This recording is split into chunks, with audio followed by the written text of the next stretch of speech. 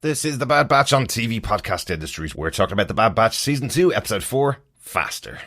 Now this is pod racing.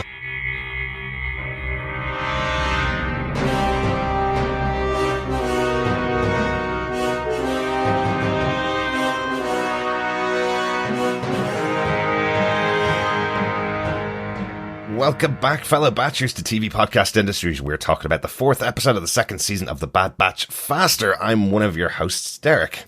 Hello there, fellow Batchers. I am one of your other hosts, John. And rounding out this Riot Racing run of fun, I am Chris. We're back on more fun territory this Definitely. week after last week's a bit episode. more levity. Yeah. Yes, literally very levity. Levitating. Yeah, Pods. I mean, it is. This is kind of the breather from the last episode. You know, the last episode freaked out the kids and had them with running nightmares for the last week after, you know, an execution. Mommy, Daddy, am I going to be strung up in the courtyard like Exactly. by the Empire? And then this is the fluffy duvet of comfort, I guess. Yes. And it really is kind of harking back to sort of the Phantom Menace episode 1 with the pod racing, but not as we know it, because I guess, at least in keeping with the Solitary Clone episode, this is death racing, effectively. Well, exactly. This is pod racing, but with guns and sort of deliberate attempts to kill your fellow racers. Yeah, absolutely. Let's get into it. Let's get into our spoiler-filled discussion about Episode 4 of The Bad Batch Season 2. If you haven't subscribed to the podcast, make sure you do subscribe to it over on tvpodcastindustries.com. We'll get access to all the shows that we're covering, including, just started this week, The Last of Us on HBO Max. So go check that out. That's John's That's version him being of a the clicker. clickers. I like it. Maybe a different audience for that show than there is for The Bad Batch, though, John. Just so a bit. They may think you were just doing a horse. Maybe. Like Lady Godiva. I know. But we do want to hear your thoughts about The Bad Batch and about any of the other shows that we're covering. You can email us to feedback@tvpodcastindustries.com or join us in our Facebook group at facebook.com/groups/tvpodcastindustries. But on to the details for this episode that we're covering here, The Bad Batch Season 2, Episode 4. The executive producer for the show, of course, are Dave Filoni and Jennifer Corbett. This episode was written by Matt Meknowitz, the story editor for the series, as we mentioned each episode. This is his 4th episode of The Bad Batch, though, and he has written on Star Wars Rebels and Clone Wars before. We mentioned at the beginning of the series, though, that he wrote Jedi Fallen Order, the excellent Star Wars video game featuring Cal Kestis in the same period of time as all this stuff is going on with The Bad Batch. So hopefully we'll get to see some kind of crossover at some point in the future. Oh my God, Wouldn't that'd be be awesome? great. That'd be amazing. Wouldn't that be awesome? The episode was directed by Stuart Lee. This is his 7th episode of The Bad Batch. Also directed 23 episodes of the Clone Wars as well. Wow. Just a few, you know? Like just a nothing major, nothing to speak of, it's fine. Yeah, it was a very long-running series, though, of course. So, but John, do you want to tell us the synopsis for The Bad Batch, Season 2, Episode 4, Faster? Sure. As fast as possible. Wow, and breathe. While Hunter and Echo are off-world delivering Nerf Nuggets, Sid brings Tech, Wrecker, and Omega with her to Safa Toma. But this ain't pod racing, this is Riot Racing, a violent battle race where everything is allowed. At the track, she introduces the team to her pilot, TAY-O, an overconfident droid who has won every race. Sid encounters an old adversary, Mellegi, who makes an expensive wager on a race between their drivers. In the event, Mellegi's drivers take out TAY-O and win, leaving Sid with a large debt to pay. But Omega negotiates for a double or quits bet on one more race. But just before it begins, TAY-O is destroyed by another racer, leaving Tech to pilot Sid's racer. Tech uses all of his skills and knowledge to win the race and release Sid. Before the clones leave, they get a warning about Sid from Mellegi. He tells them she's not to be trusted. A reasonably straightforward adventure this time. Pretty much. Pretty much. Yeah. It's They sprinkle race. in the odd bit of kind of intrigue or that might lead to something, but mostly it's a point A, point B, point C, let's go. Exactly. Well, let's go exactly there. Let's go on to our blaster points for this episode. Yes, our first blaster point. This is Riot Racing. John, you already mentioned. We were kind of expecting this to be pod racing as we arrived at the racetrack here, but they make mention that this is a much more violent battle race that they've invented for the show. I haven't seen Riot Racing before, I don't think. No, this is it Ben-Hur where they have the chariot racing with with the blades on the wheels. It's basically that, but in space, with tech. It is also very much, if you remember the Wipeout video games as well. Wipeout 2049? Yeah, there is a moment where Tech is piloting the pod, and with the music that's playing and with all the speed ups that happen over the ramps and all that, it is just like Wipeout. It really kind of took me back to to playing that game. So I love that little kind of I guess homage to it. I'm sure it is. It must be, because it was just like, this is Wipeout. Without a doubt. Another interesting thing about this episode is just how we get another split of the teams here. We just hear that Hunter and Echo are off-world on another delivery, apparently delivering Nerf Nuggets. Yeah, I guess they are this galaxy's chicken McNuggets. Yeah, I know. That's what are Nerf Nuggets, and where can I get a pack? Because I'm really interested. I'm also thinking of Futurama with the little poplars as well. And like, are they some species of space monsters kids? maybe, but we did hear Han being called a Nerf herder, scruffy looking Nerf herder. Yeah, so yes. Nerfs are like sheep, I think, in this galaxy. Well, then what are Nerf Nuggets? Is this where they're castrated? Well, it might be that. John. Oh, gee. I just enjoy. Look, for me, I know Galaxy's Edge are now going to, in the next 6 months, start serving Nerf Nuggets, which are essentially going to be chicken nuggets, but made to sound and be slightly different, because the food in Galaxy's Edge, by the way, is spectacular. Really? It's great. Because it's just weird. It's good food, but weird. And that's what we're going to get. We're going to get now Nerf Nuggets and poppers, which are just basically chips or something like tater tots. I feel like Nerf Nuggets have been mentioned before in the show, but it's entirely possible that you'll get those at Galaxy's Edge if they're not available already. Good stuff. But I do like the separation once again. We have I mentioned it back in episode 1 and 2 where we had each of the groups being separated out. We had Hunter going off with Wrecker, and the other team together. This time we have Hunter and Echo off world, and Tech, Wrecker, and Amigo being the crew that's left behind to work with Sid here as they go to Riot Racing. And we meet, I think, another new favourite droid of mine, TAY-O. Yes. Voiced by Ben Schwartz in this episode. I really like him. I really like seeing an arrogant droid. We don't see them very often. They're usually kind of a little bit more put upon in the world of Star Wars. Apart from R2-D2. R2-D2 tends to be quite arrogant. But I think he's it's always just funny protocol with it. droids in general. Yeah. Because we see 2 protocol droids racing in Riot Racing. We certainly do. Pretty sure that's not what they're supposed to do. I love Ben Schwartz. Those of you might know him from Parks and Rec. Some of you might know him as the incalculable voice of Sonic the Hedgehog. I hope that's not his he legacy. Does many I hope other things. People will at least remember him from his awesome work on Parks and Rec, because he was hilarious on that. But I know a lot of people have watched him. A lot more people probably watched him in Sonic the Hedgehog, but he's great here as TAY-O.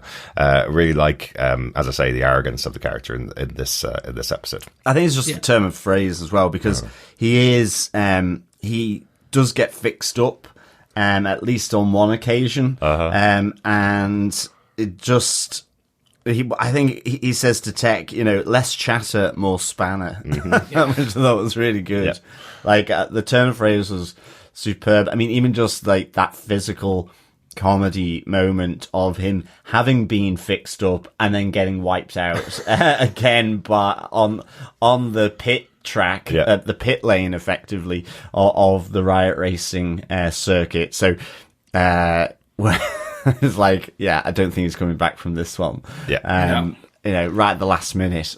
So yeah, really enjoyed TAY-O. Absolutely. I also like I think my favorite line of the episode was where he's getting fixed up by Tech and goes, "I'm more than capable of this race," and then realizes he has no arms or legs attached to his body. I thought that was really good fun.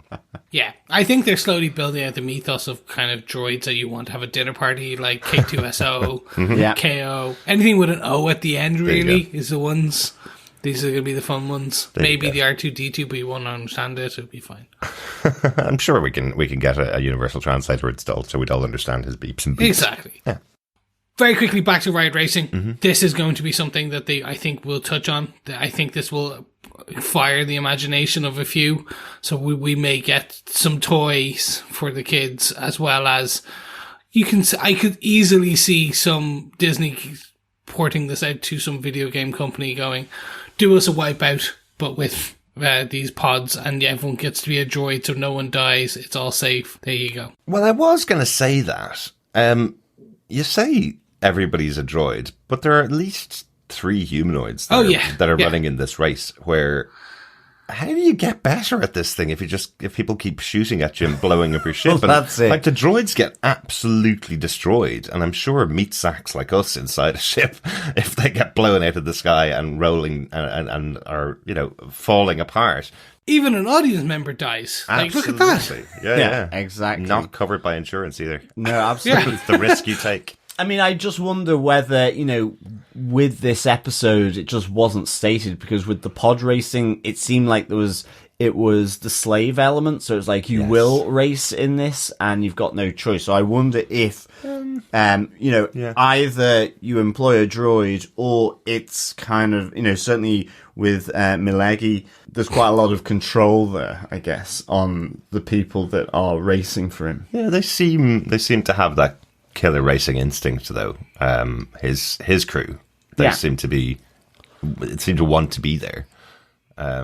They're the Hamiltons and Verstappens of this type of racing, really. I guess, they're willing to put their lives on the line. Ladies and gentlemen, the Formula 1 reference. Well, it had to be, really, because we know the reason why George Lucas included a 25-minute pod race in Phantom Menace out of a 2-hour movie was because he absolutely loves Formula 1. So this is a little homage to Formula 1 and Riot Racing as well, of course. I wonder what it would be like if you put a couple of guns in the front of Hamilton's car, so he could finally beat Verstappen last season. It would have been nice, wouldn't it? A couple of shots to the back of Verstappen's car. Not that I'm more of a Hamilton fan or anything, but of course not. I do not condone shooting anybody on a Formula 1 track.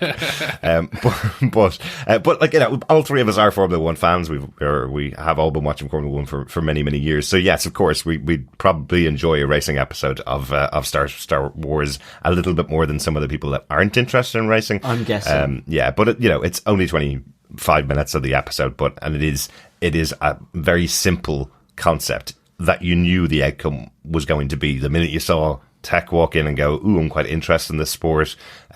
He's being asked to make a wager on how the race is going to go, and he needs more information. So you go, well, he's going to gather that information, and then he's going to get in the car, and then he's going to be the one that wins the race. Like, that's how it's going to work, right? So let's move on to blast point number 2.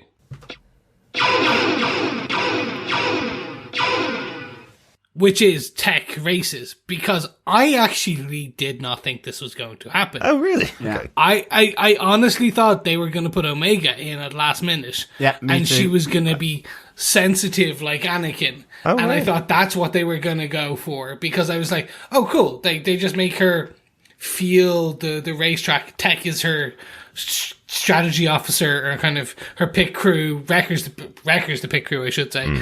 He just carries the actual thing. I thought that's what they were going to do. Right.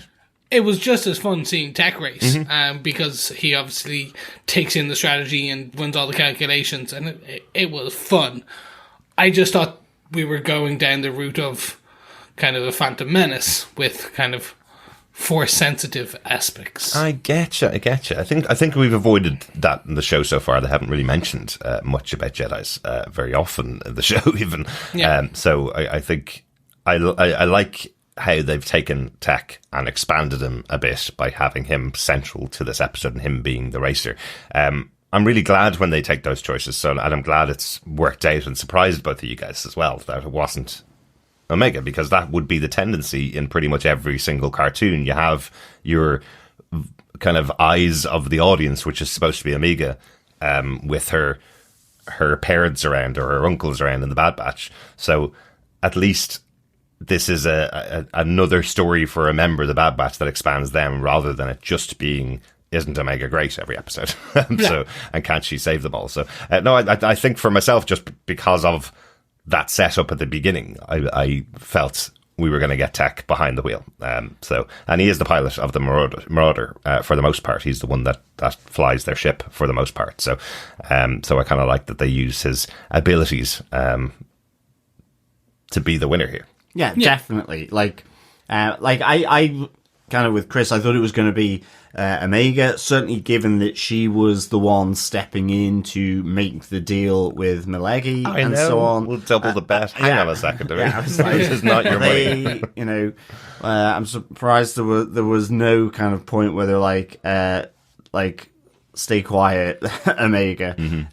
So I thought it was going to be Omega as well, but using Tech's strategy and all that to help her win. But I think in the end, it playing out with Tech being in the driver's seat, it was really good just because, Tech generally does those technical things within the episode that needs to be done to help with the mission. And here, you see him, really with his action hat on. Yes. But his action tech hat on, I guess. So I really enjoyed giving Tech this moment in the sun. Absolutely. But yeah, I mean, he comes in and he wins the day, really. Absolutely. With his strategy of diverting the power to the deflectors rather than the blasters. Yep. So all of that helps. He goes down the left route as well, the dangerous Red Riding Hood route back to home, where they literally call it out at the very first race. Oh, he's going to go left. That's the most dangerous one of all. Yeah, and it seems to be dangerous because it seems as though the fiery pits of hell are just below it. So I was kind of half expecting Mephisto to pop up and take out the other pod racing craft that followed him down that route. Riot Racing? Sorry, Riot Racing. Yes, Riot Racing. Do you know, this was one of those moments where I was wondering whether when they wrote the script and it was translated to animation that the animators just made a different choice, because quite clearly that path is actually not just a dangerous path. In the animation, it's blocked off. There's a light blocker in front of it saying no entry, effectively. So it's not a path that you take if you're interested in more challenges. It's actually blocked off because half the racetrack has fallen into hell, as you say, John. So it actually isn't supposed to be an option to take that. It's telling you, do not go this way. You can't go this way. The track is broken. Whereas in the dialogue that they're saying, it's like, oh no, only the most dangerous of racers take the left-hand path. So I'm just not too sure of the translation from the script to animation, whether they nailed exactly what was supposed to be going on that route. And why it wasn't being fixed. I was half expecting some scaffolding that would make it even more dangerous, as well as the fiery pits of hell, which one of the racers does fall into. His ship is too heavy. Of course. Just he's not heavy. Going it fast enough, John, is the point. It's not fast enough, and the ship was too heavy. Yeah, because he has too many weapons on them. Yeah. Yes. Yeah. He feels the need for speed. Yeah. But then I'm not entirely sure I understand these pods, because they're all floating. And is it that it's a repulsor type thing on the ground, so all of a sudden the ground's not there, so it's why has nothing to repulse off against. Yeah, that's why ultimately he goes to a molten death. But anyway, nonetheless, Tech survives that encounter. It's essentially Wile E. Coyote in space. It is. Where they run out into the thing, and he looked down at that worst point. Exactly. Yeah. Oh, sorry, I just have that in my head now. Just imagine it is going over the chasm, and he's just like, yeah, I'm going to win, and then just looks, and then falls. Just straight. Yeah. This was, look, this is what it was. It was a fun race at the end. We knew the twists and turns. It was enjoyable, them taking it right to the end.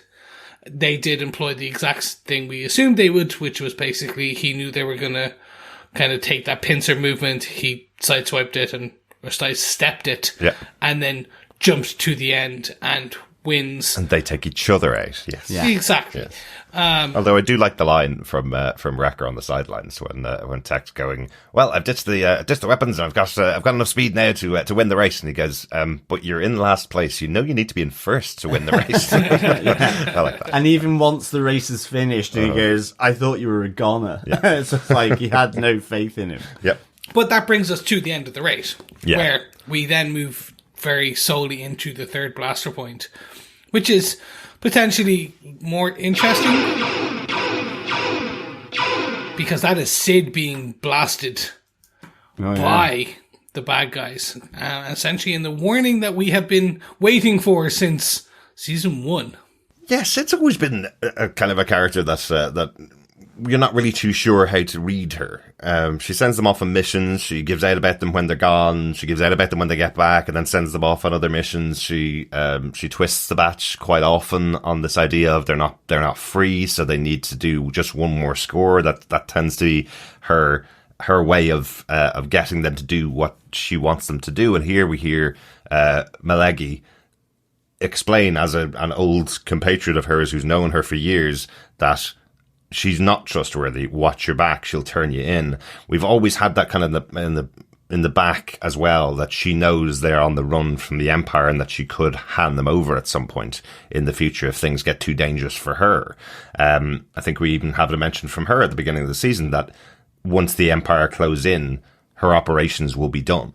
Yeah. She won't be able to continue her operations. So is that what the warning is about? That is that Mellegi telling the batch, watch out, because she could turn you in if it's of benefit to her. Well, like, we hear that Melegi's dangerous and connected, so by extension, given that they seem to have a former relationship of some description, whether that was as they worked together or were opponents and rivals, that, you know, he certainly knows her background, has been at the wrong end of it, but it's also and I know it wasn't going to be the case, but if Tech hadn't won, because why was he holding her hostage, and what would he have done? It was almost as though, you know, would he have sold her to the Hutts because she was some kind of rival, or, you know, something within that space of this galaxy around the smugglers and the cartels, the Black Suns and the Crimson Dawns. Exactly. That's where I think we're going with this. Okay. I very much think we're going down that route of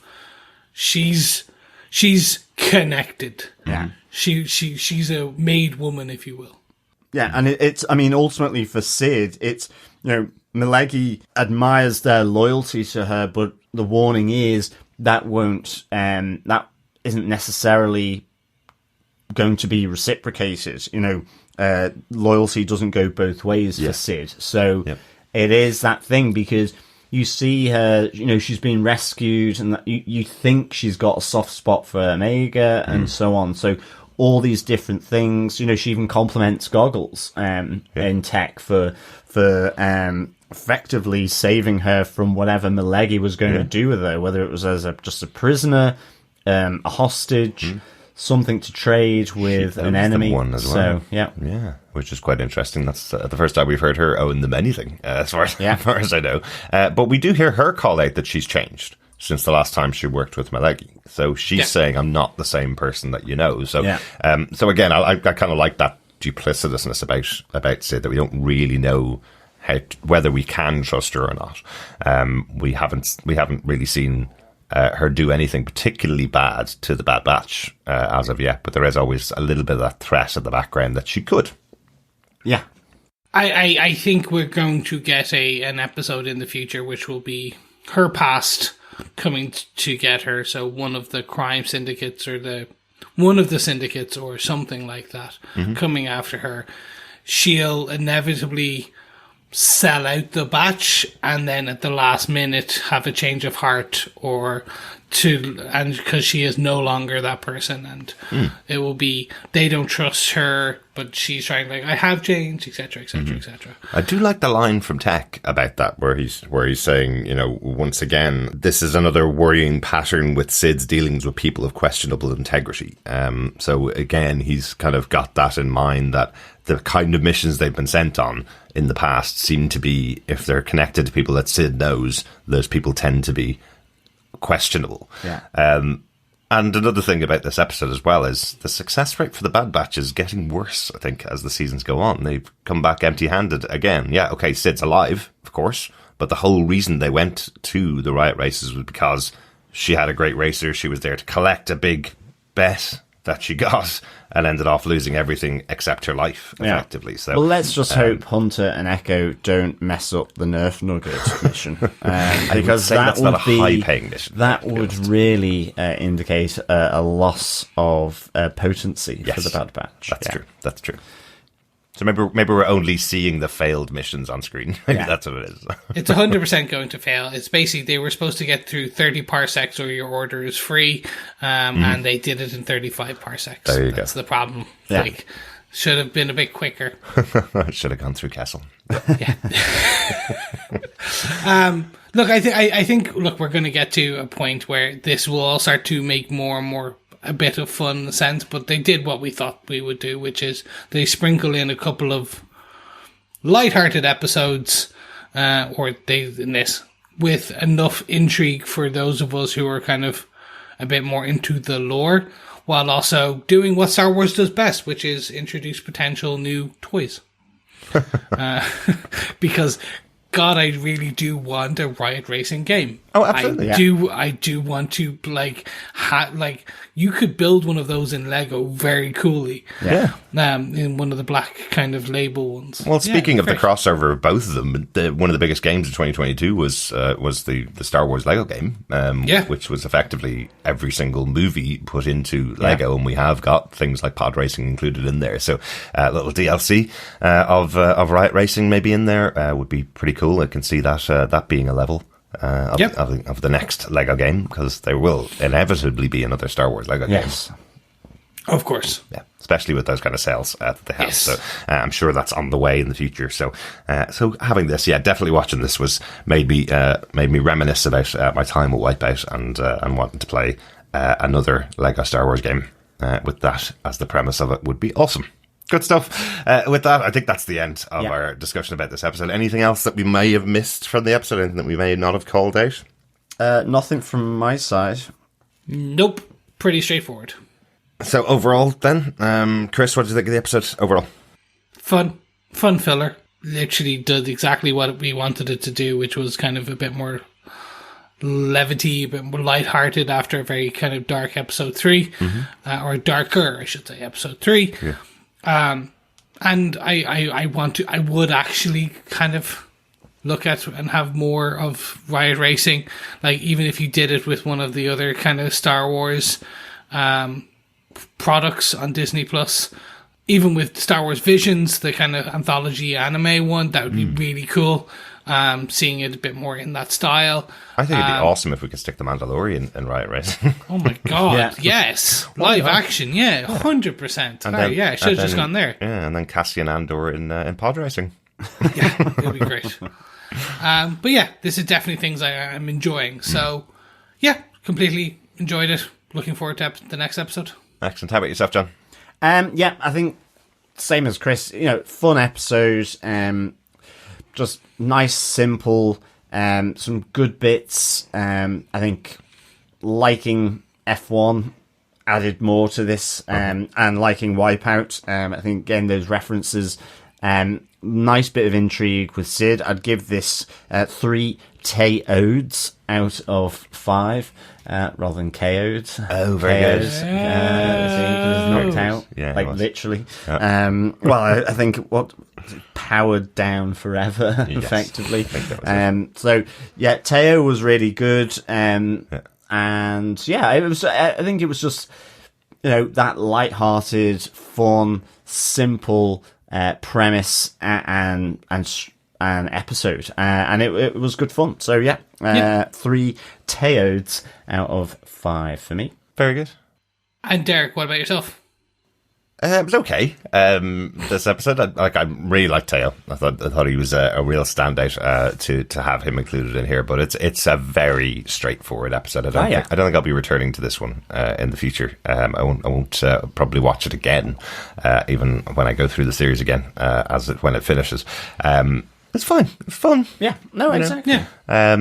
But I don't know. It didn't really work for me as the only part of the episode. I know the reference of Hunter and Echo going off delivering Nerf Nuggets was to separate them off doing something else so that we could have the team here at least see the other side of the adventure, because the entire focus being on this Riot Racing, when I kind of knew the outcome from the beginning, was it was fine. It's just one of those episodes that I'll probably forget. As the season goes on, I'll probably forget we even had this episode. So I'll be like, who's this guy? Mellegi? Is that what his name is? When he appears again in the future, I'll be wondering who he is.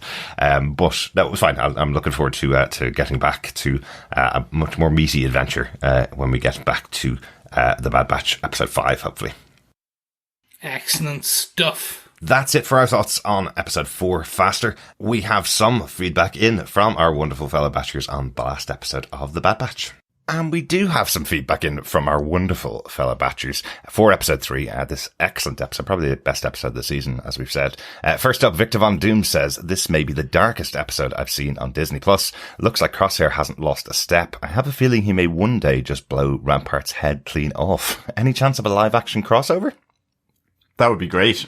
Yep. I would love to see the Bad Batch in live action, to be honest. And I think certainly Crosshair. Because it was such a good episode. Yeah, it really was. Tamora Morrison would have a field day playing each of these characters. These are all created really with D. Bradley Baker and the animators and their versions of all of these clones. Tamora Morrison pretty much has played the same looking clone in his versions when they've been in live action. So I kind of love to see him with the shaved head and the crosshair tattoo on his face. Yeah, you'd have to get him to lose 50 pounds for one set of scenes. Yeah. Put up bulk up for Wrecker. Can you imagine him doing Wrecker? That'd be awesome. Yeah. If you just okay, how many times, how different can we make him look? I'm down. Swall Wrecker. There you go. Do you think Crosshair will turn on Rampart? Yes. Possibly, yeah. Possibly. That could be his. I think, Chris, you've been postulating that that's how we'll see Crosshair in the future. That will be his final moment, is saving the batch, and he goes out in a blaze of glory kind of thing. So maybe he'll take out Rampart, and the other clone troopers take him out or something. Yeah, maybe that's I think that will be what it is. Or no, it won't be the other clone troopers. It'll be the other stormtroopers. The stormtroopers, yes. Yeah. Conscripts, I think we're calling them at the moment. Yes. I've been listening to some other podcasts about it, and the stormtrooper stuff comes much later. But these are all conscripts into the army. These are all normal humans who are joining up with the Republic forces, so they are with the Empire forces. But they haven't been given the term stormtroopers yet. Yeah. So there you go. Great stuff. Thanks, Victor. Yeah, thanks, Victor. Dr. Bob Phillips says, nicely packaged episode offering us the good soldier only following orders dilemma with another very concise reintroduction to a bad batcher. Do you think Crosshair's evil tone was a driving force of his particular morality, or that he developed the arched eyebrows vocal effect as a consequence of life choices? Nice to see the clones developing a revolutionary slant, and looking forward to Cody joining the good guys in a season double bill finale. Yeah, can't wait to see Cody coming back in and just see where has he toddled off to after sort of deserting effectively. Yeah, maybe catch up with Rex, maybe. Maybe, yeah. So that's still to come, I'm guessing, and probably in some of the double bills that are left through this season. Yes, we have a double bill coming in February. I think that's episode 8 and 9, I think, or maybe 7 and 8. And then the finale of the season is a double bill as well. So I'm wondering why you would make a double bill. If you're going to do that, then it's probably going to be a pretty big story. So we haven't seen it yet. But yeah, that's possible the next appearance that we'll have of Cody. Yeah, absolutely.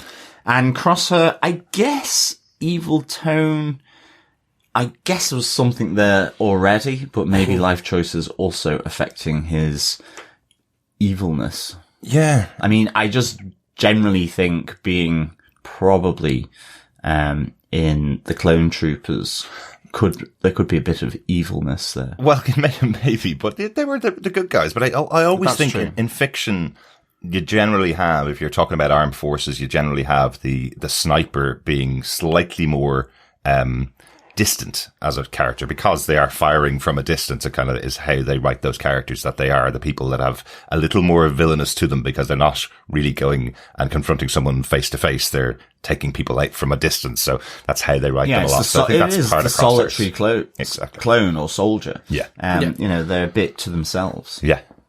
Yeah, no, agree. Derek, that's literally what I was going to talk about, which is like, if you, any of the sniper fictions, it's always, he is so detached from human emotion because he doesn't have the valor of fighting on a battlefield face to face. Yeah. He takes the person out emotionlessly because like they are a face on a scope. Exactly. And yeah, this is the whole premise of the character as well. This good soldiers follow orders. That's very much what he's going to be calling into question, and what all the clones are calling into question. That is the central tenet of who the clones are. They follow orders. But they've all been given this Order 66, and some of them are going, well, that order doesn't seem to make sense in my mind. Whereas Crosshair is kind of stuck in, it does make sense to me, but all of the rest of my group didn't follow it. So yeah, it's an interesting one. Quick aside, as Dr. Bob Phillips mentioned, the arched eyebrow effect, from the clones. I know this is really weird, but, speaking of arched eyebrows, did you guys see the trailer or the new ad for McDonald's that is directed by Edgar Wright, where everybody's arching their eyebrows in time to yellow? Yes. No. Yes, it's very cool. It's very cool. It doesn't feature any McDonald's food in it, weirdly, but it's a very fun ad and directed by the excellent Edgar Wright. But yeah, watch that. It's very cool. Is it part of the Cornetto trilogy? Is it just going to be like a prequel or sequel? It was the weirdest McDonald's, and there is a subtext of employees organizing and effectively walking out. I would say, which is kind of interesting. Bit of strike action. Yeah. Viva la Revolution. Yeah, basically. Viva la Revolution, and go get your Happy Meal for a quid. Yeah, effectively tools down and go en masse and leave the office to get a McDonald's. It certainly got a lot of laughter. We were watching in the cinema just before the movie we watched yesterday. So and the whole audience really enjoyed it. So there you go. Edgar Wright directing a McDonald's ad, and thanks, Dr. Bob, for putting that back in my head. Excellent. Our final piece of feedback comes from Russell Hooper, who had this to say: 2 murders in consecutive episodes. Dark. I like it. I do not want a redemption arc for Crosshair. His story needs to be done by season's end. Mm-hmm. Great to see Cody again. Might we see him in a possible Kenobi season 2? Okay, I went on a tangent. Great episode. I think the blaster off the mirrors was a bit much, as was the shot down the barrel of the tank. That said, that one makes more sense if you read the Ahsoka novel. I hope we get more like this. Thanks, Russell. I believe there's been one of the entertainment guys, Eric Goldman, interviewed the showrunner, and she said there is more of these type of Crosshair episodes in the future. So excellent.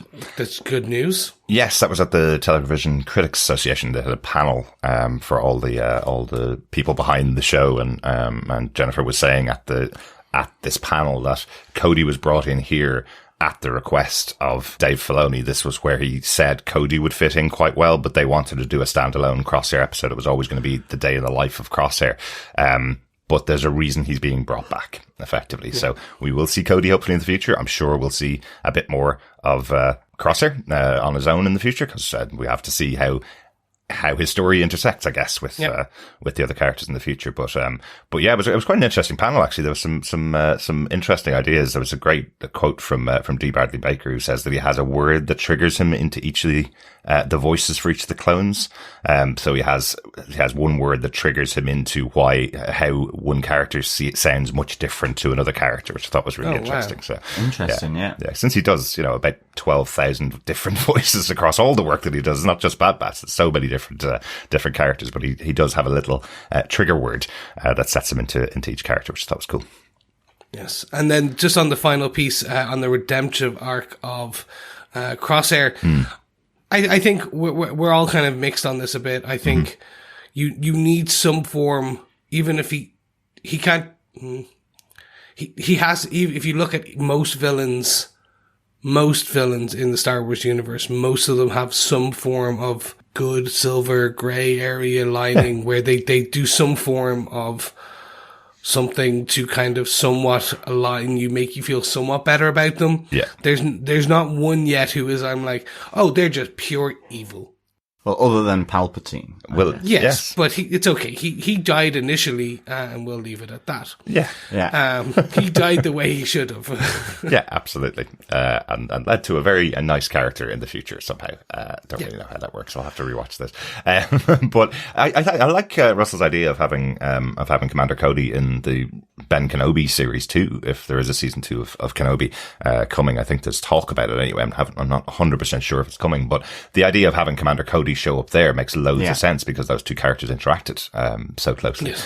In fact, I don't think we mentioned it on the Solitary Clone episode, but this is the first appearance of Cody that we had since Revenge of the Sith. So we've never seen him after that point, effectively. So that's his first moment that we've seen him. So quite a cool way of telling that story of what happened to him. Yeah, definitely. Yeah.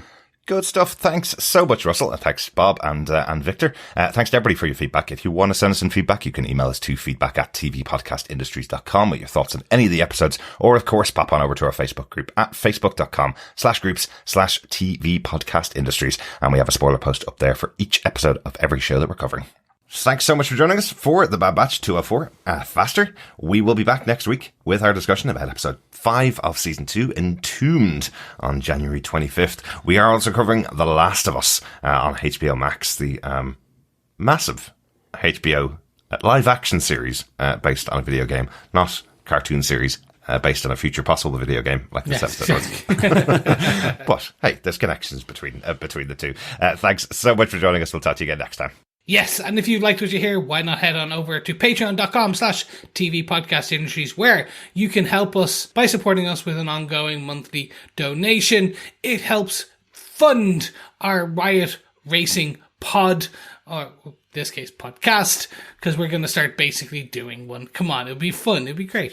No. Honestly, folks, it does help keep the lights on, the engine going, and the podcast engine running. If you want to do a one-off donation, why not head on to buymeacoffee.com/tvpi, where you can get us a blue milk or a green milk, depending on your choice, and just buy us a coffee. If you can't do those things, why not just like the podcast? Make sure you leave us a rating, a review, everything in between, or always appreciative if you share the podcast, because sharing the podcast is what, gentlemen? It is sharing the love. It is. But I guess that's how TV Podcast Industries will eventually get to its inevitable end when we take each other on in Riot Racing. Yes. So I guess that's around our 800th episode of TVPI. No, because that's next year. So. It's not that far away as it is in 2023, I think. Yeah. Who will survive? You decide. Thanks so much for joining us. Talk to you again next time. Bye. Thanks so much, fellow Batchers, for joining us for this episode of The Bad Batch. But in the meantime, and until next week, keep watching, keep listening, and keep being bad. Bye. Bye. Bye.